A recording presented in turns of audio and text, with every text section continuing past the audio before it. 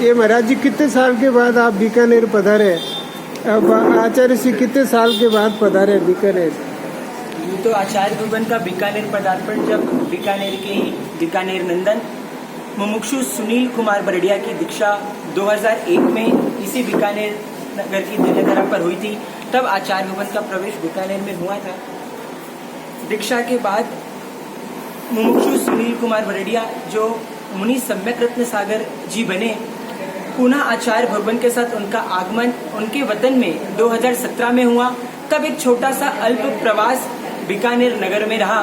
उसके बाद पुनः उनके संयम जीवन के 24 वर्ष पूर्ण हो रहे हैं और तब चातुर्मास का एक सुयोग बीकानेर नगरी को प्राप्त हुआ।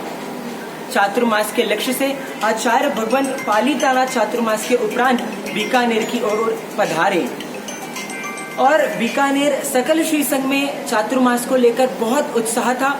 वर्षों की विनती बीकानेर संघ की थी कि आचार्य भगवंत का चातुर्मास उनके बीकानेर के नंदन मुनि सम्यक रत्न सागर जी महाराज साहब उनके साथ चातुर्मास हेतु पधारे और वर्षों की विनती को आज स्वीकृति मिली थी।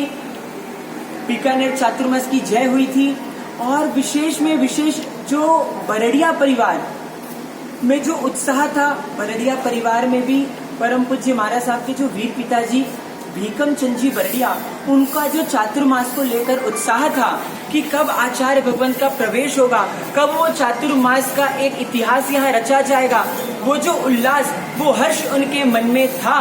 और बड़े हम सबका भी हृदय व्यथित है कि उस चातुर्मास के प्रवेश के पूर्व ही हम बीकानेर पहुंचते, उसके 2-4 दिन पूर्व ही आज भीकम चंद जी बरड़िया हमारे बीच नहीं है।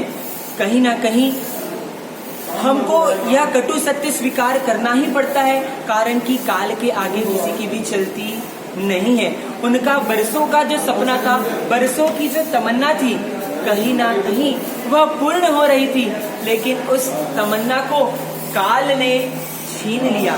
चातुर्मास तो होगा ही, लेकिन भीकम चंद जी की याद, भीकम चंद जी की कमी हमें पूरे समय खटकती रहेगी, कारण कि वो जो उल्लास उनके भीतर था, उनके बिना ये सारा वातावरण भी कहीं ना कहीं कुछ शांत रहेगा। पुष्प तो रहेगा लेकिन शायद सुवास नहीं रहेगी, सब कुछ रहेगा लेकिन भीकम चंद जी नहीं रहेंगे। वह जो उनकी कमी है उनको पूरी करना, इतना समय बहुत सारी कमियों को पूरा कर देता है। उन महाराज साहब की जो वीर माता जी थे, समय ने कहीं ना कहीं उस मरहम को तो भर दिया था, लेकिन वो मरहम भर ही रहा था, उसके पहले एक नया जख्म दे गया।